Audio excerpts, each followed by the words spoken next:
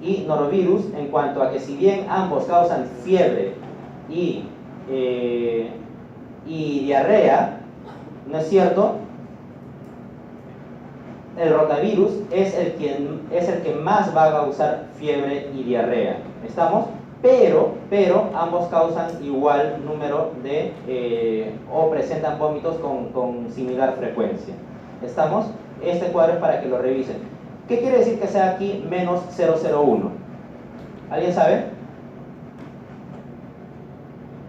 Es la significancia de este resultado. Acá estamos viendo diferencias, ¿no es cierto? Queremos saber si norovirus es diferente de rotavirus. Si es que el valor es menor, señores, de 0, me imagino que esto lo han visto en salud pública, pero si es que es, o lo van a ver en epidemiología en todo caso, si es que es menor de 0,05, quiere decir que la diferencia es significativa. Por eso es que digo que solamente hay una diferencia significativa entre la diarrea y la fiebre cuando hablamos de norovirus y rotavirus. Los demás pueden ser diferentes, sí, acá es 19 y aquí es 30, pero esa diferencia no es estadísticamente significativa. No es el tema de hoy día, pero me parece que es interesante mencionarlo. Epidemiología del norovirus no difiere mucho, ¿no es cierto?, del rotavirus. Obviamente son lugares en donde las condiciones higiénico-sanitarias son de menor calidad. Esto sí me parece interesante mencionarlo porque acá tenemos, miren ustedes, rotavirus y norovirus. Decíamos que los rotavirus son más frecuentes en niños pequeños, ¿verdad? Ven ustedes acá el rotavirus más en niños y menos, niños de 1 año presentan más rotavirus que norovirus. Tiene sentido, ¿verdad? Por lo de las guarderías y todo eso. Acá vemos que los adultos, ¿no es cierto? O perdón, no adultos, sino aquellos niños que mientras mayores son, ¿no es cierto?, presentan inclusive más infección por rotavirus. Es decir, un niño de 3 años presenta más rotavirus. Si vemos acá los menores números, lo que les decía al inicio, ¿no?, los menores números corresponden a aquellos que son casi recién nacidos. ¿Por qué? Por el tema de la protección inmunitaria conferida por la madre. ¿Estamos? Muy bien. Rápidamente, caso clínico, solamente el caso, señores. Doctora, ¿puede leer, por favor? Una mujer de 27 años es atendida en una consulta por un cuadro de varios días de duración de fiebre, escalofríos, cefalea, malestar, anorexia y dolor abdominal. La paciente señala que acude en ese momento porque ha observado un color amarillento en los ojos y sufre un prurito generalizado que la preocupa mucho. Admite haber consumido drogas por vía intravenosa durante los últimos años y señala que ha compartido frecuentemente las agujas con sus amigos.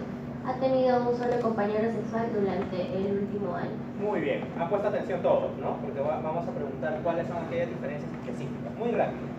Señores, lo más importante acá, hepatomegalia. ¿No es cierto? ¿De qué creen que estamos hablando? Infección vía intravenosa. ¿No es cierto? Hepatitis. La pregunta es, ¿cuál hepatitis? ¿La A, la B, la C? Rápidamente vamos a ver algunas diferencias, y digo rápidamente porque el tema de la hepatitis es súper amplio, entonces, y vamos a revisar solamente las 3 primeras, la D y la E, tienen que revisarlo de todas maneras, porque si bien es cierto en el sílabus nos habla del ABC, pero es importante que revisen la D y la E también. ¿Estamos? Entonces, diferencias principales entre la A, la B y la C. ¿Ustedes creen que todas se transmiten por vía sexual, por vía sanguínea, por vía oral? Decíamos al inicio que hay 2 que se transmiten por vía oral, fecal oral. ¿Cuáles eran? ¿Se acuerdan? La A, muy bien. La A y la E. Muy bien. Este cuadro está bastante bonito para que lo revisen luego porque nos muestra claramente todas las diferencias entre ellas. Las que se transmiten por sangre, fluidos como semen o relaciones sexuales, ¿no es cierto?, sangre, transfusiones y también vía parenteral, ¿no es cierto?, son la B, la C y la D. Vamos a ver rápidamente cuáles son las diferencias entre ellos. Vamos. ¿Qué más? Vacunas. Las vacunas que existen actualmente son para la vitamina A, para el virus de la hepatitis A y para el virus de la hepatitis B. ¿Estamos? Virus de la hepatitis C no tiene vacunas. El virus de la hepatitis, señores, obviamente se va a alojar en los hepatocitos. ¿no es cierto? Si hablamos de una hepatitis, ¿de qué estamos hablando? Estamos hablando de una inflamación de las células hepáticas, que son los hepatocitos. Puede ser causada por esta inflamación, puede ser causada por virus hepatotropos, es decir, que se alojan en el hígado, o por no hepatotropos.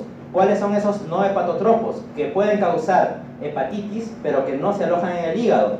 El virus de Epstein-Barr, el virus de la varicela, etc. Ellos no se alojan en el hígado, pero pueden causar hepatitis. Pero estos virus de la hepatitis sí se alojan en el hígado. ¿Estamos? Entonces, ¿qué es lo que sucede acá?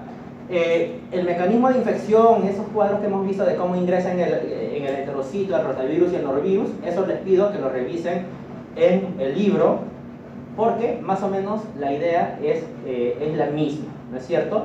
Ingresa un virus, pierde su cápside, ¿no es cierto? Y el material genético se replica. ¿Estamos? La idea es la misma. Pero acá me interesaba más mencionar lo correspondiente al diagnóstico, señores, de la hepatitis. El diagnóstico de la hepatitis se realiza de dos maneras: mediante el diagnóstico serológico o mediante la identificación del material genético. Hay dos tipos de identificación o de diagnóstico, perdón, de hepatitis: mediante el diagnóstico serológico, es decir, identificación de inmunoglobulinas, de antígenos, etc., o mediante la identificación del material genético.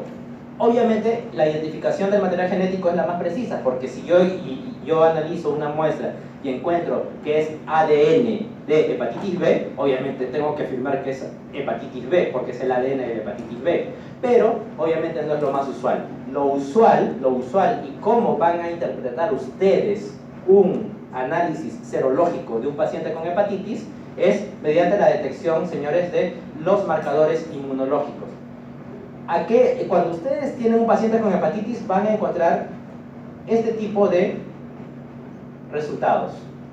¿Qué quiere decir esto? Vamos a dar un lineamiento súper rápido. Miren ustedes, cuando hablamos de la hepatitis A, señores, la hepatitis A va a ingresar en el hepatocito, ¿no es cierto?, el virus de la hepatitis A. Y cuando nosotros recibimos, señores, inmunología, cuando nosotros recibimos o alojamos un nuevo patógeno, ¿cuál es la inmunoglobulina que se dispara inmediatamente? ¿La inmunoglobulina G o la M? La G, ¿no es cierto?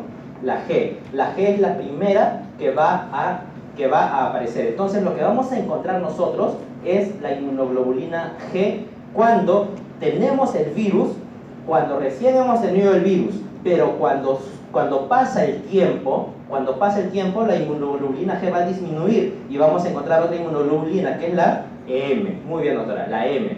¿Qué quiere decir si tengo la M y ya no la G?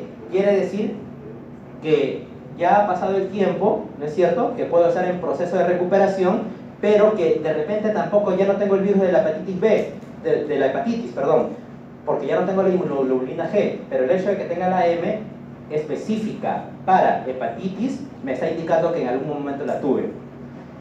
¿Qué quiere decir si yo tengo inmunoglobulina M y no inmunoglobulina G? Quiere decir que estoy inmune ya al virus de la hepatitis A, porque una vez que una persona se infecta con hepatitis A, y es decir, solamente presenta séricamente inmunoglobulina M, quiere decir que el virus ya no está en el cuerpo, porque ya no hay inmunoglobulina G. Quiere decir que en algún momento estuve infectado y que ya tengo inmunidad. Entonces, yo creo que eso ustedes ya lo saben, ¿no es cierto? Si yo tengo inmunoglobulina M e inmunoglobulina G, quiere decir que tengo el virus actualmente y que acabo de estar expuesto a él, ¿no es cierto? Si tengo inmunoglobulina M y tengo inmunoglobulina G negativa, quiere decir que la infección fue reciente sin exposición previa. Pero si yo tengo inmunoglobulina M y tengo inmunoglobulina G, quiere decir que lo que decíamos hace un ratito, ¿no es cierto?, que estuve infectado en algún momento, pero que ya no tengo el virus actualmente. Entonces, señores, ¿qué es lo que sucede acá? La que se dispara inmediatamente es la inmunoglobulina ¿Y cuál desaparece rápidamente? Es la inmunoglobulina M. Pero la inmunoglobulina G, señores, va a prevalecer en el tiempo. La inmunoglobulina G específica para el virus de la hepatitis A. ¿Estamos? Entonces se entiende ese cuadro, ¿verdad? Este cuadro lo pueden revisar y pueden ustedes verificar, sí. Sí, lo dijimos al revés. Primero es la M, correcto. Primero es la M, ¿estamos? Por eso, acá dice que si tengo inmunoglobulina M positiva, en ambos casos quiere decir que estoy con la infección ahorita, porque apareció la inmunoglobulina M con la infección. Pero con el tiempo va a aparecer la inmunoglobulina G. Entonces, si con el tiempo yo tengo inmunoglobulina G positiva, quiere decir que estuve también anteriormente expuesto o infectado con el virus de la hepatitis A.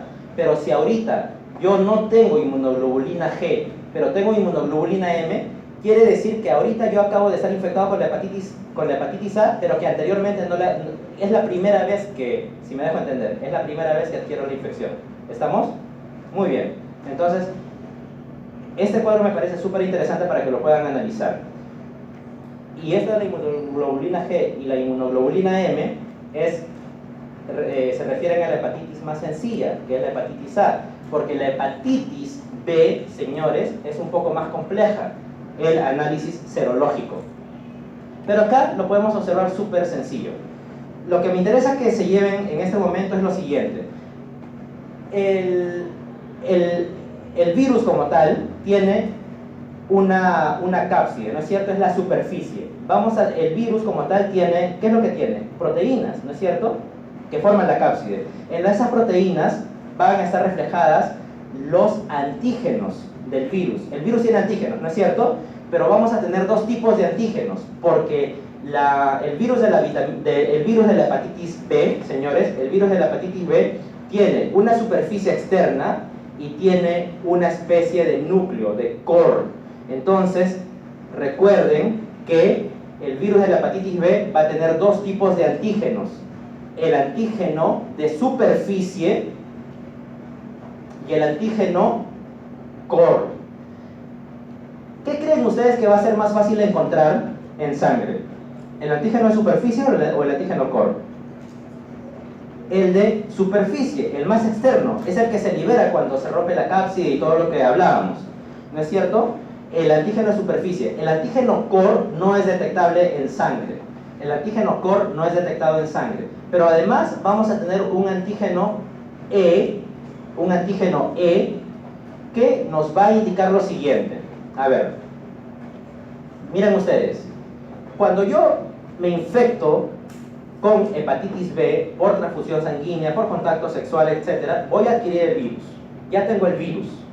Ya tengo, en primer lugar, un virus con un antígeno de superficie. Si yo quiero detectar ese virus, a ver, un segundito, si yo quiero detectar ese virus, señores, obviamente va a ser más fácil que yo detecte el antígeno de superficie de ese virus, porque es lo que está más expuesto del virus, ¿no es cierto? Entonces, acá yo tengo todas las fases de una infección por hepatitis B. La fase de infección precoz, la fase de incubación precoz, incubación tardía, la fase de infección aguda, de infección crónica. Entonces, ven ustedes que cuando yo estoy en fase aguda o en fase crónica de la infección, voy a presentar el antígeno de superficie de la hepatitis B. Por supuesto, porque el antígeno de superficie siempre va a estar presente. Si yo tomo sangre a una persona que presumo que recientemente ha sido infectada por hepatitis B, voy a encontrar antígeno de superficie. Es un indicativo de la infección por hepatitis B. Pero ¿qué sucede? Voy a encontrar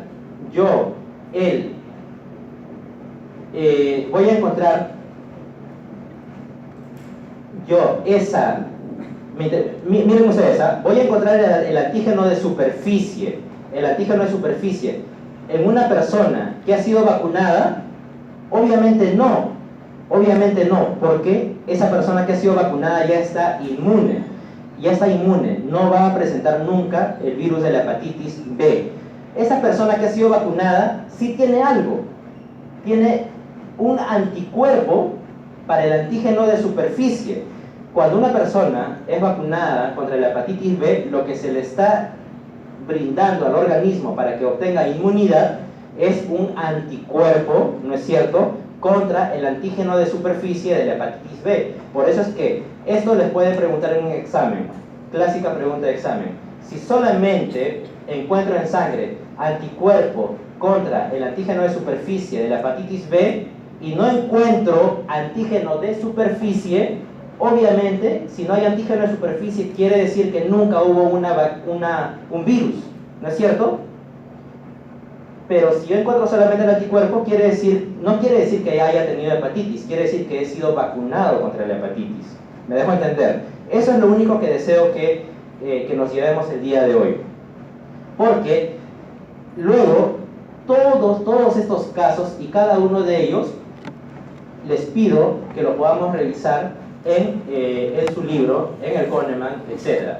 ¿Por qué? Obviamente podemos demorarnos todo un día revisando cada uno de estos casos, ¿no? Pero, ¿por qué? Porque cuando ustedes leen un análisis serológico de un paciente, ¿no es cierto?, que presumiblemente tiene hepatitis B, no les van a decir esta línea de acá, les van a presentar este tipo de cruces, etcétera, etcétera. Entonces debemos entrenarnos, debemos entender bien cuándo se presenta un antígeno de superficie, cuándo no, etcétera, etcétera. ¿Estamos? ¿Se acuerdan ustedes que decíamos que la prueba de reconocimiento de ADN es la más precisa? Obviamente, porque si yo tengo el virus y yo reconozco su ADN, puedo confirmar que la persona tiene el virus, ¿no es cierto? Y ven ustedes que en una persona que está vacunada solamente presento el anticuerpo, que es la vacuna, y no presento antígeno de superficie, y obviamente como no tengo el virus tampoco, o mejor dicho, también va a salir negativo la prueba de ADN para identificación del ADN del virus de la hepatitis B. ¿Sí? ¿Estamos? Muy bien. Entonces, terminamos con el virus de la hepatitis C. Ustedes me dirán, ¿y dónde está el análisis serológico de la hepatitis C? No está. No está. ¿Por qué? Porque la hepatitis C no se detecta usualmente serológicamente. ¿Por qué? Porque los anticuerpos y los antígenos los anticuerpos y los antígenos pueden aparecer en el organismo, pero muchísimos meses después, muchísimos años inclusive después. La única forma en la que usualmente se diagnostica el virus de la hepatitis C es la forma de reconocimiento genético, identificando el virus de ADN o ARN. ¿ADN?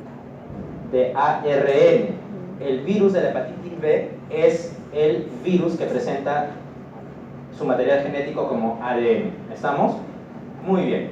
Entonces, ¿cuáles son los síntomas del virus de la hepatitis A, B y C? Acá tenemos los síntomas de la hepatitis B, los síntomas de la hepatitis C, pero lo que quisiera que quedara claro es, en primer lugar, A, B o C se transmite vía fecal oral, alimentos. Señores, A, B o C. A. ¿Cuáles se transmiten vía sexual? B y C. ¿Ok? B y C. Es importante que mencionemos también que el virus de la hepatitis A es, y estaba aquí, si no me equivoco, el virus de la hepatitis A es el único que representa una enfermedad aguda. Por eso es que identificamos inmunoglobulina M o inmunoglobulina G. Y dependiendo de si encontramos la una o la otra, quiere decir que o estamos con la infección o que ya la tuvimos, pero no que persista en el tiempo. El virus de la hepatitis A produce una enfermedad que dura como máximo 12 semanas, a diferencia de los años que puede durar el virus de la hepatitis C. ¿Estamos? Muy bien. Entonces, virus de la hepatitis en general, señores, es un tema que que necesitamos ampliar y lo vamos a ampliar seguramente. Si no mal no recuerdo, hay un tema de seminario para que podamos seguir revisando el virus de la hepatitis. Pero obviamente es un tema que va a tener que ser revisado sí o sí, pero a diferencia del norovirus y del rotavirus, en el que me interesaba ahondar más porque son los mecanismos más sencillos de entender para entender luego lo de la hepatitis. ¿Estamos? Muy bien. Entonces, ¿alguna pregunta? Si no tenemos alguna pregunta, podemos retirarnos. ¿Me dejan la lista, por favor? ¿Qué libro dijo? Gracias. ¿Qué libro dijo? ¿Libro? ¿Qué libro están leyendo? Póneme, pues, ¿no? Sí.